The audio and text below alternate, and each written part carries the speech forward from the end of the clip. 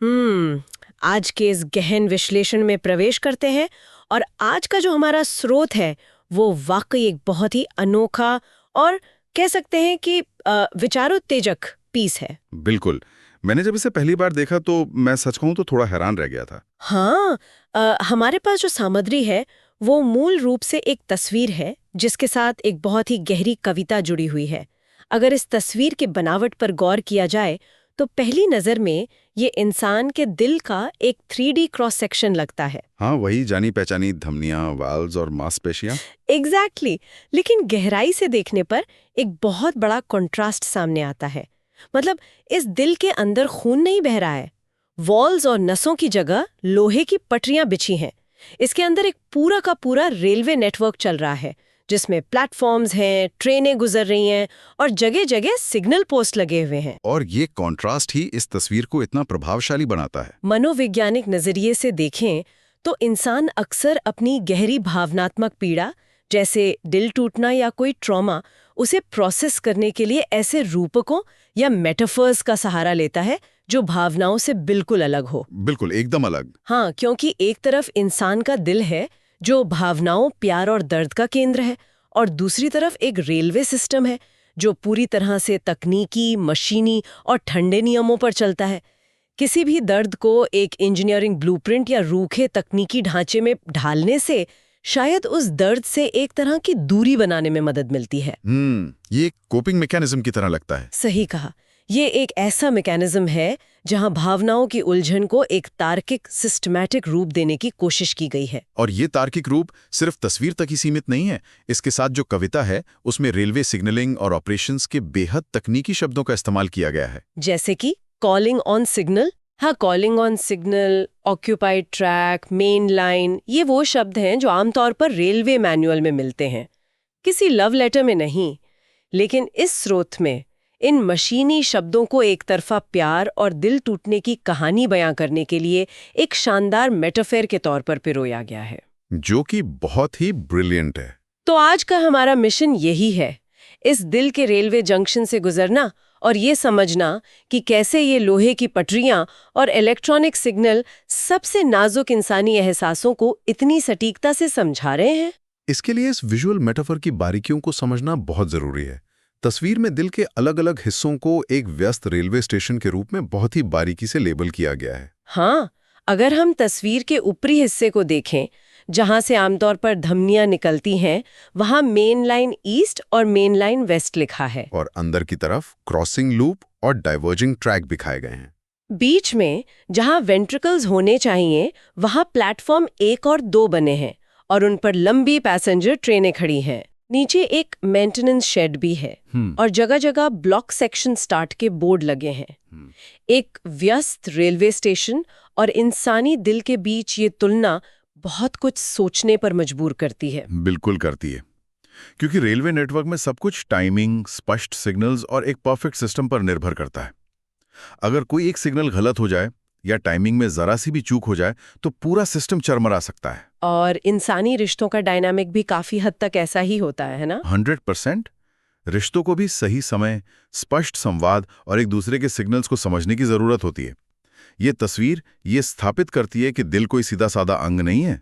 ये भावनाओं की आवाजाही का एक बेहद जटिल जंक्शन है जहां विचार और एहसास हर पल आते जाते रहते हैं। एक बहुत ही बिजी जंक्शन। बिल्कुल। और इस जटिल जंक्शन की पूरी तस्वीर तब साफ होती है जब हम उस कविता की पंक्तियों का विश्लेषण करते हैं जो इस तस्वीर के साथ दी गई है। कविता की शुरुआत ही बहुत दमदार है। हाँ, मैं वो लाइन पढ़ती हूँ। कविता की शुरुआत कुछ इस तरह होती है, मेरा वहम था कि वो मेरी हमसफर है, कॉलिंग ऑन सिग्नल से उसने मुझे बुलाया। यह कॉलिंग ऑन सिग्नल का इस्तेमाल एक मास्टर स्ट्रोक है। मैं भी यही सोच रही थी, इसका तकनीकी मतलब क्या होता है? रेलवे ऑपरेशंस में कॉलिंग ऑन एक सब्सिडियरी या सहायक सिग्नल होता है। ये तब इस्तेमाल होता है जब आगे का ट्रैक पूरी तरह से साफ नहीं होता या पहले से ही वहां कोई ट्रेन खड़ी होती है। मेन सिग्नल लाल ही रहता है, लेकिन उसके नीचे लगा एक छोटा पीला कॉलिंग ऑन सिग्नल ऑन कर दिया जाता है। मतलब आगे खतरा है, लेकिन आप धीमे धीमे आ सकते हैं। एग्जैक्टली। इसका स्पष्ट मतलब होता है कि आगे का रास्ता साफ नहीं है, लेकिन ट्रेन बेहद धीमी गति से किसी भी पल रुकने की तैयारी के साथ स्टेशन में प्रवेश कर सकती है। तो अगर इसे रिश्तों के संदर्भ में डिकोड किया जाए तो ये मॉडर्न डेटिंग के ब्रेड क्रम्बिंग या किसी को होल्डिंग पैटर्न में रखने जैसा है। बिल्कुल। कोई इंसान किसी को अपनी जिंदगी में पूरी तरह से नहीं अपना रहा है, उसे एक स्पष्ट ग्रीन सिग्नल नहीं दे रहा है, लेकिन वो उसे दूर भी नहीं जाने दे रहा। बस एक छोटा सा पीला सिग्नल दे दिया जाता है, थोड़ी सी उम्मीद, थोड़ी सी तवज्जो, और कविता का नायक इसे अपना वहम कह रहा है, क्योंकि उसे लगा कि ये बुलावा एक स्थायी हमसफर बनने के लिए है। जबकि असल में वो सिर्फ एक सतर्क रहने वाली धीमी गति की अनुमति थी। और ये वहम बहुत ही क्रूर तरीके से टूटता है जब हम अगली पंक्ति पर पहुंचते हैं, जो कि ऑक्यूपाइड ट्रैक के बारे में है। हाँ, लाइन है, रस्मी मिलन तो हुआ मगर दिल का बर्डिंग ट्रैक पहले से ऑक्यूपाइड था। रेलवे की भाषा में बर्डिंग ट्रैक स्टेशन का वो हिस्सा होता है जहां ट्रेन को लाकर खड़ा किया जाता है, जहां उसे विश्राम मिलता है और जहां यात्री उतरते चढ़ते हैं। यह एक तरह से ट्रेन का गंतव्य या उसका घर होता है उस स्टेशन पर। और यहाँ दर्द की गहराई देखिए, एक रस्मी मिलन या फॉर्मल मुलाकात तो होती है, यानी स्टेशन में एंट्री तो मिल जाती है, लेकिन जब बात उस दिल की गहराइयों में ठहरने की आती है, उस बर्थिंग ट्रैक पर पहुंचने की, तो पता चलता है कि वो जगह खाली नहीं है। वहाँ पहले से ही किसी और का कब्जा है, वो ट्रैक ऑक्यूपाइड है। यह उस स्थिति को दर्शाता है जब किसी को लगता है कि वह किसी के लिए बहुत खास है, लेकिन असलियत में वह सिर्फ एक खाली समय भरने के लिए या किसी और के इंतजार के बीच का वक्त काटने के लिए बुलाया गया था। इस तरह के एहसासों को एक इंजीनियर या टेक्नीशियन के नजरिए से देखना एक अलग ही तरह की बेबसी को सामने लाता है। बिल्कुल लाता है। और आगे की पंक्तियों में यह बेबसी और तकनीकी शब्दावली का संगम बहुत ही दिलचस्प मोड़ लेता है। कविता आगे कहती है, फेल सेफ था मेरा इश्क, कोई होठ नहीं था। इंजीनियरिंग में फेल सेफ एक बहुत ही बुनियादी और महत्वपूर्ण सिद्धांत है। इसका मतलब है कि सिस्टम को इस तरह से डिजाइन किया गया है कि अगर उसमें कोई खराबी भी आ जाए तो वो इस तरह से फेल होगा कि कोई भारी नुकसान या दुर्घटना ना हो। जैसे कि अगर बिजली चली जाए तो क्या होगा? हाँ, जैसे रेलवे में अगर सिग्नल का तार टूट जाए या बिजली चली जाए तो सिग्नल अपने आप लाल हो जाता है ताकि ट्रेनें रुक जाएं और कोई टक्कर ना हो। वो सुरक्षित तरीके से फेल होता है। तो प्यार को फेल सेफ कहना एक बहुत ही खूबसूरत विचार है। इसका मतलब है कि वो प्यार इतना सच्चा, इतना सुरक्षित और इतना निस्वार्थ था कि अगर वो रिश्ता टूट भी जाता तो भी उसमें सामने वाले को नुकसान पहुंचाने की या किसी कड़वाहट की कोई गुंजाइश नहीं थी, उसमें कोई खोट नहीं था। लेकिन इस बेदाग और सुरक्षित इश्क का भी कोई मोल नहीं रहा, क्योंकि अगली ही लाइन है, मगर डेटा लॉगर में मेरे वफा का कोई लॉग नहीं था। यहाँ डेटा लॉगर का मेटाफर बहुत ही शक्तिशाली है। रेलवे में डेटा लॉगर एक माइक्रो प्रोसेसर बेस्ड सिस्टम होता है जो विमानों के ब्लैक बॉक्स की तरह काम करता है। ट्रैक पर कौन सी ट्रेन कब आई, कौन सा रिले कब पिकअप हुआ, कौन सा सिग्नल कितनी देर के लिए लाल या हरा हुआ, ये मशीन हर एक छोटी से छोटी गतिविधि का सटीक टाइम स्टैम्प्ड रिकॉर्ड रखती है। सब कुछ दर्ज होता है उसमें। बिल्कुल। अगर किसी ऑपरेटर ने कोई बटन दबाया है तो वो डेटा लॉगर में दर्ज हो जाएगा। अगर कोई चीज़ डेटा लॉगर में नहीं है तो सिस्टम के लिए उसका कोई अस्तित्व ही नहीं है, वो घटना कभी हुई ही नहीं। रिश्तों के मनोविज्ञान में इसे इमोशनल इनवैलिडेशन कहा जा सकता है। सही शब्द चुना आपने, इनवैलिडेशन। प्रेमी ने जो भी वफादारी दिखाई, जो भी प्रयास किए, सामने वाले के दिल के सिस्टम ने उसका कोई रिकॉर्ड ही दर्ज नहीं किया। उसकी सच्चाई और उसकी भावनाओं की कोई कद्र नहीं हुई। ये ऐसा है जैसे कोई अपना पूरा समय, अपनी पूरी ऊर्जा किसी रिश्ते में लगा दे और सामने वाले के लिए उन प्रयासों का कोई वजूद ही ना हो। बिना किसी मान्यता या लॉग के वो प्यार सिर्फ एक शून्य में खोकर रह जाता है। और प्रयासों के शून्य में खो जाने की इसी थीम को अगली पंक्ति में एक और तकनीकी शब्द के जरिए आगे बढ़ाया गया है। एडवांस स्टार्टर तक मेरा सफर गया ही नहीं। एडवांस स्टार्टर किसी भी ट्रेन के स्टेशन से निकलने की एक तय प्रक्रिया होती है। उसे कई सिग्नल्स की अनुमति चाहिए होती है। होम सिग्नल, फिर स्टार्टर और अंत में एडवांस स्टार्टर। तो ये सबसे आखिरी सिग्नल होता है। हाँ, एडवांस स्टार्टर वो आखिरी सिग्नल होता है जो स्टेशन की सीमा को खत्म करता है और ट्रेन को आगे के लंबे सफर यानी ब्लॉक सेक्शन में जाने की अंतिम अनुमति देता है। जब तक ये एडवांस स्टार्टर हरा नहीं होता, ट्रेन स्टेशन के सुरक्षित सीमित इलाके से बाहर निकलकर अपनी असली यात्रा शुरू नहीं कर सकती। ये रूपक उन रिश्तों की पूरी कहानी कह देता है जो कभी एक मुकाम से आगे नहीं बढ़ पाते, जो बस शुरुआत में ही अटक जाते हैं। बिल्कुल। ये प्यार कभी उस स्टेज तक पहुंचा ही नहीं जहां से एक लंबी जिंदगी का सफर, एक कमिटमेंट शुरू होता है। वो प्लेटफॉर्म पर बातों के शुरुआती दौर में ही अटका रह गया। कोई एडवांस डाटा नहीं मिला। कोई हरी झंडी नहीं मिली जो इस रिश्ते को एक पुख्ता पहचान दे सके। ये सफर शुरू होने से पहले ही स्टेशन की सीमाओं में दम तोड़ गया। और जो चीज कभी शुरू ही नहीं हुई, उसके खत्म होने का एहसास और भी ज्यादा भारी होता है। कविता का अंतिम हिस्सा इस पतंग को बहुत ही तकनीकी शब्दों में बयां करता है। हाँ, लाइन है, कमिश्निंग से पहले ही मेरे ख्वाबों का गियर जल गया। रेलवे में कमिश्निंग एक बहुत बड़ा शब्द है। जब कोई नई रेलवे लाइन बिछाई जाती है, नया स्टेशन बनता है या कोई नया सिस्टम इंस्टॉल किया जाता है, तो महीनों या सालों की टेस्टिंग के बाद उसे आधिकारिक रूप से चालू किया जाता है। उस प्रक्रिया को कमिश्निंग कहते हैं। यानी ख्वाबों का एक बहुत बड़ा प्रोजेक्ट तैयार हो रहा था, भविष्य की योजनाएं बन रही थी, लेकिन वो प्रोजेक्ट कभी कमीशन ही नहीं हो पाया। आधिकारिक रूप से शुरू होने से पहले ही सिस्टम का सबसे अहम हिस्सा गियर जल गया। और गियर जलना कोई छोटी मोटी खराबी नहीं है। बिल्कुल नहीं, ये कैटास्ट्रोफिक फेलियर है, जिसके बाद सिस्टम को दोबारा शुरू करना लगभग नामुमकिन हो जाता है। सब कुछ राख हो जाता है। इस पतन के साथ ही एक गहरा असहायपन जुड़ जाता है, जो अगली पंक्ति में झलकता है। वक्त का पैनल मेरे हाथों से इस कदर छोटा। किसी भी रेलवे स्टेशन का दिल होता है स्टेशन मास्टर का कंट्रोल पैनल।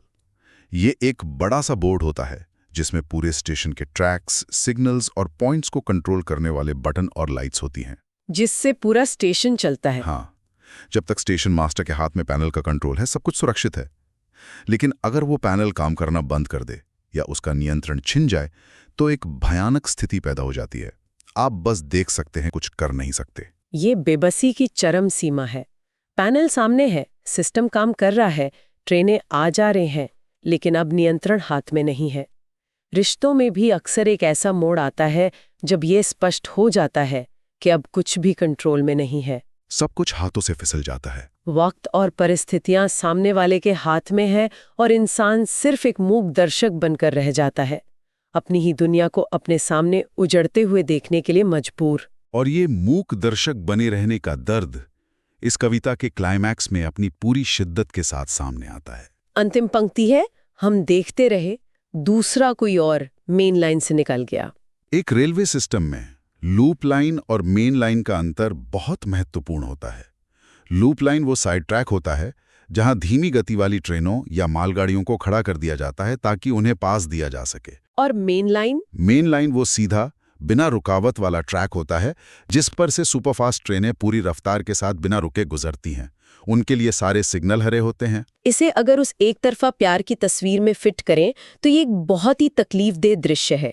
एक व्यक्ति को लूप लाइन पर साइड ट्रैक पर खड़ा कर दिया गया है, वो इंतजार कर रहा है, एक कॉलिंग ऑन सिग्नल की उम्मीद लगाए बैठा है। और तभी उसकी आंखों के सामने कोई दूसरा शख्स अपनी मोहब्बत की ट्रेन लेकर मेन लाइन से पूरी रफ्तार के साथ निकल जाता है। उसे कोई रेड सिग्नल नहीं मिलता, कोई रुकावट नहीं आती।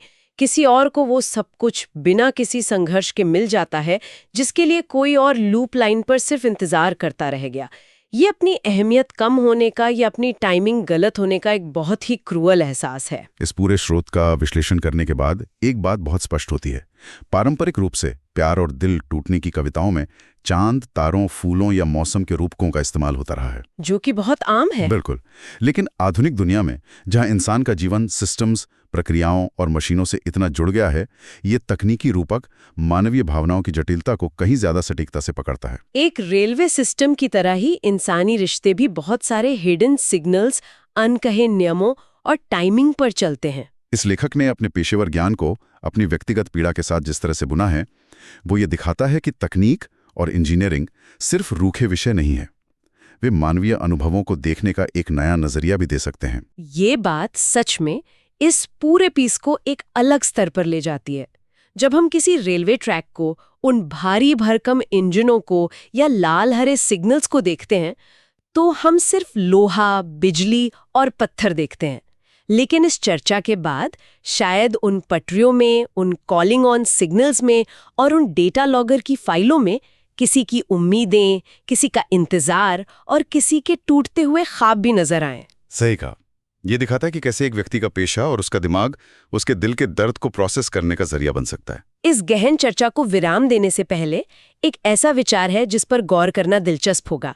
ये पूरा विजुअल मेटाफोर और कविता एक बहुत ही बुनियादी सवाल खड़े करते हैं। वो क्या है? अगर ये मान लिया जाए कि हमारे दिल सचमुच एक जटिल रेलवे नेटवर्क की तरह हैं जो पहले से तय सिग्नल्स, पटरियों और कठोर नियमों पर चलते हैं, तो क्या इंसान कभी भी इस बात पर नियंत्रण रख सकता है कि उसके जीवन के स्टेशन पर किसे ग्रीन सिग्नल मिलेगा? ये एक बहुत ही गहरा सवाल है। की मेन लाइन पर पूरी रफ्तार से चलेगा और कौन सिर्फ लूप लाइन पर खड़ा रहेगा, या फिर जीवन की इस विशाल अदृश्य समय सारणी में, जिसे हम टाइम टेबल कहते हैं, दिल का टूटना यानी भावनाओं का ये डिरेलमेंट एक ऐसी घटना है जिसका होना पहले से ही तय है। सोचने वाली बात है। क्या हम सब सिर्फ इस विशाल सिस्टम के मुसाफिर या मामूली ऑपरेटर हैं जिन्हें ये वहम होता है कि कंट्रोल पैनल उनके हाथ में है, जबकि असल में सारे सिग्नल्स कहीं और से तय हो रहे हैं? इस विचार के साथ आज के इस गहन विश्लेषण को यहीं समाप्त करते हैं। हमारे साथ इस सफर में जुड़ने के लिए शुक्रिया। अगली बार एक नए विषय और नए स्रोत के साथ फिर मिलेंगे।